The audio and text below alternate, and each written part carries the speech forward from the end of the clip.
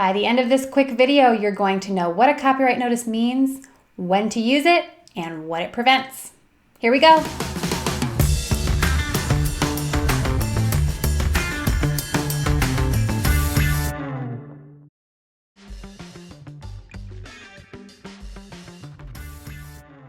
So first, what a copyright notice means. There are three elements to a copyright notice. One is the copyright symbol, or the word copyright. Two is the year of first publication of the copyrighted work. And three is the name of the owner of the copyright. You will see that on the bottom of websites. You will see it on the inside of albums. For our purposes, we're talking about the bottom of websites, and we're talking about the show notes maybe for a podcast. When can you use the copyright symbol? Anytime. You can use it once that copyrighted material escapes your brain and is fixed in a tangible medium of expression.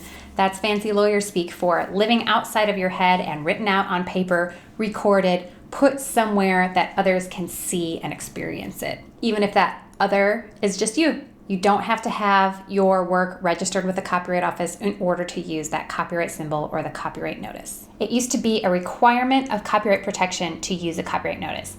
Now that's not the case. You still have protection regardless of whether you publish something with a copyright notice.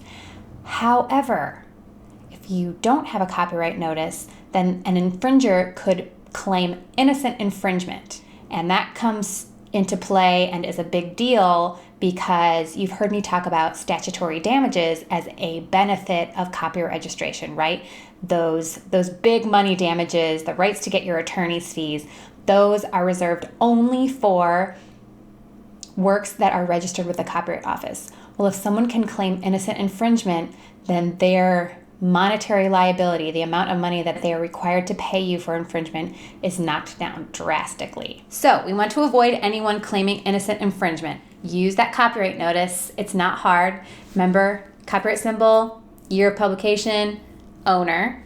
And remember that you don't have to have a registered copyright in order to use that copyright notice.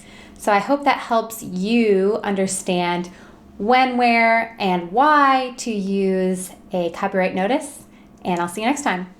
Hey, if you are interested in copyright, I hope you'll join me. I am doing my first ever live workshop on how to register your blog or website with the Copyright Office.